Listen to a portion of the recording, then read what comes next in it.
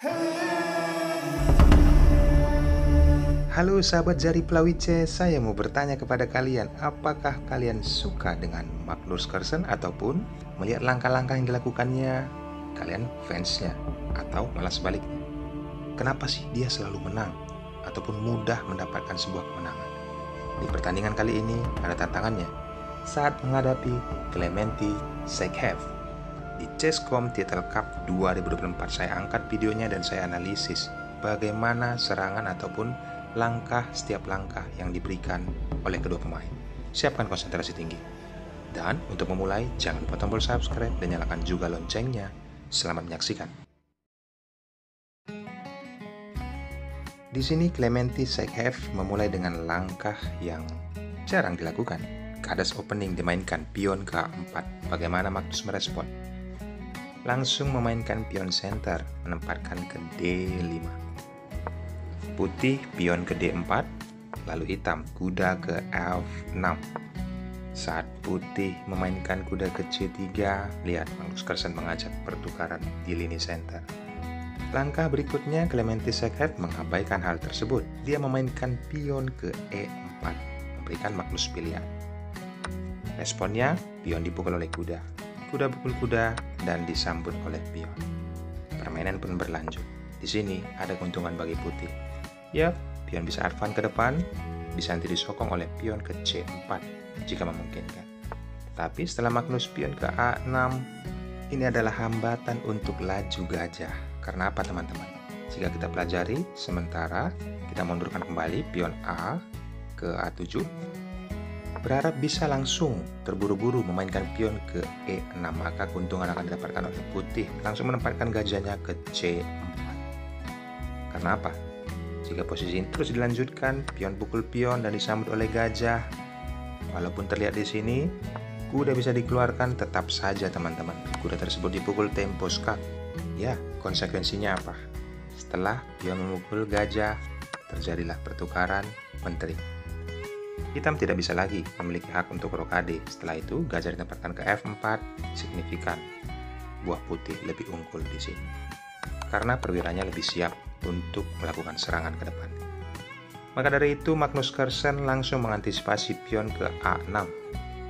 Bedanya, karena apa hal sebelumnya saya terangkan?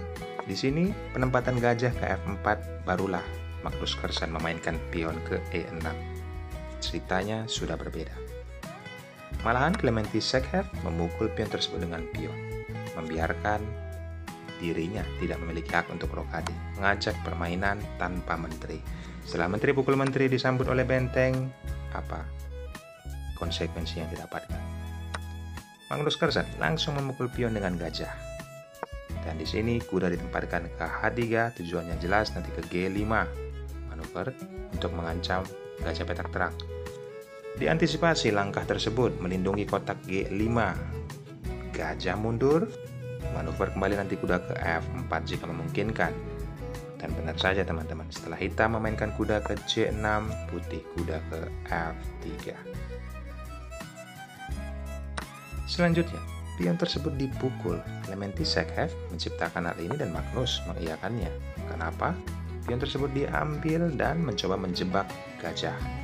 Magnus punya jawaban untuk menyerang pion alit C2 dengan kuda.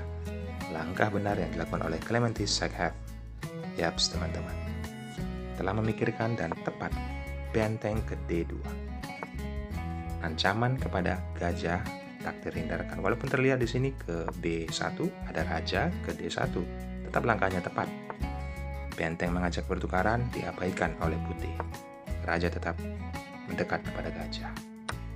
Faktanya, pion dipukul oleh gajah dan terjadi pertukaran. Karena apa? Mungkin kalian berpikir kita flashback beberapa langkah ke depan. Kenapa tidak benteng pukul benteng dengan posisi seperti ini? Coba kita analisis. Jika hitam mencoba pukul benteng dengan benteng, maka simpelnya benteng dipukul oleh gajah. Gajah petak terangnya tetap akan tumbang. Lari ke A2 dikejar, raja ke B2. Ada manuver mungkin yang bisa diciptakan oleh hitam. Yaps, kembali di sini memposisikan gajahnya ke D6, coba mengancam kuda. Putih tetap mengambil kuda dengan gajah. Dipukul oleh pion dan kuda tersebut bisa diselamatkan. Gajah petak terangnya akan tetap tumbang, teman-teman. Oke, kita kembali ke partai aslinya. Maka dari itu Magnus Carlsen sudah merelakan dan dia sudah mengetahui hal ini 4 atau 5 langkah ke depan. Dia langsung pukul pion dengan gajah, disambut oleh benteng dan dipukul oleh kuda dan diambil kembali oleh raja. Permainan berlanjut, siapa yang lebih unggul? Kita saksikan. Magnus Carlsen menempatkan gajah ke D6, berharap bisa untuk rokade sayap raja. Putih pion ke G3, membuka ruang bagi petak gajah terangnya. Magnus rokade sayap raja. Gajah ditempatkan ke G2. Benteng melindungi pion. Lihat Clementi Chekhov memainkan pion ke H5, mencoba menghambat pergerakan pion ke G5. Jika itu terjadi, maka akan empasan saja. Magnus Carlsen menempatkan gajahnya ke E5, membawa kuda ke E2. Setelah gajah mengajak pertukaran itu diabaikan, kuda langsung ditempatkan ke C3. Pion ke B5. Yaps, memanfaatkan kelebihan pion di jalur A, B, dan C oleh Magnus Carlsen. Setelah kuda pukul pion, gajah pukul gajah dan disambut oleh pion. Saatnya teman-teman melindungi pion dengan benteng ke E5. Tujuan kedua juga bisa menumpuk bentengnya ke E8. Baik, kita lanjutkan. Pion ke G4.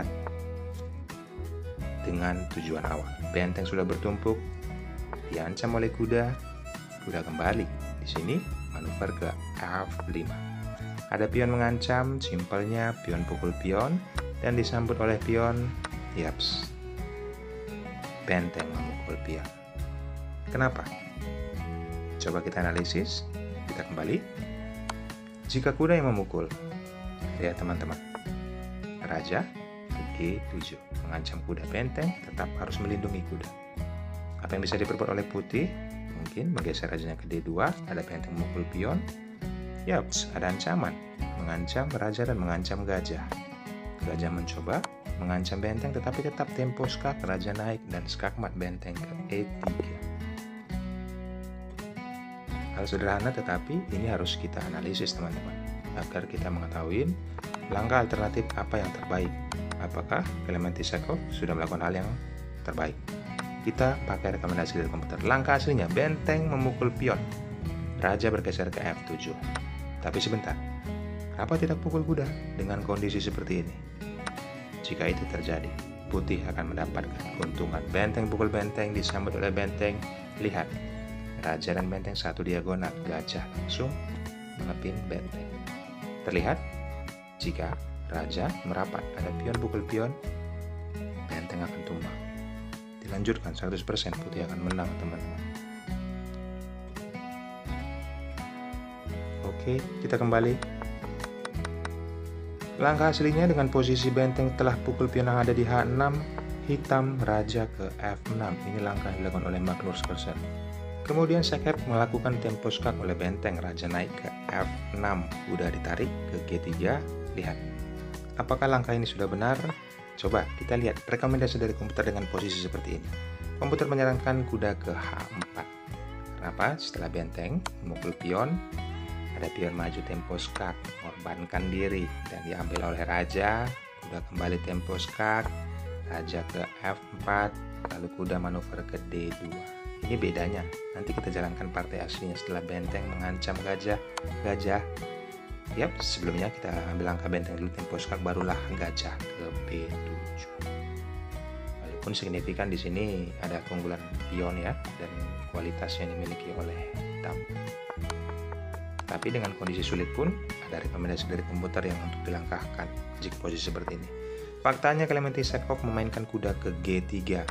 Ya, hitam langsung memukul pion dengan benteng mengancam kuda. Dilindungi oleh benteng ke H3. Mengambil tempo skak, gajah harus tumbang. Terpaksa kuda memukul benteng tersebut, disambut oleh benteng dan gajah tetap akan tumbang. Clementi Chekhov menyerah posisi seperti ini teman-teman. Jika dilanjutkan, kalian juga sudah paham si raja endgame diberikan keunggulan 2 buah pion. Sangat mudah untuk menyelesaikan permainan. Ambil pelajaran penting ya teman-teman. Tadi sudah terjadi kualitas ataupun benteng bertukar 2 perwira. Tetapi nyatanya Magnus tetap mendapatkan sebuah kemenangan. Bagaimana langkahnya sudah kita analisis. Oke teman-teman, sekian dulu videonya. Jangan lupa tombol subscribe dan nyalakan juga loncengnya. Video-video berikutnya pasti akan lebih spesial lagi untuk kita dapatkan ilmunya saat bermain nanti. Bye-bye.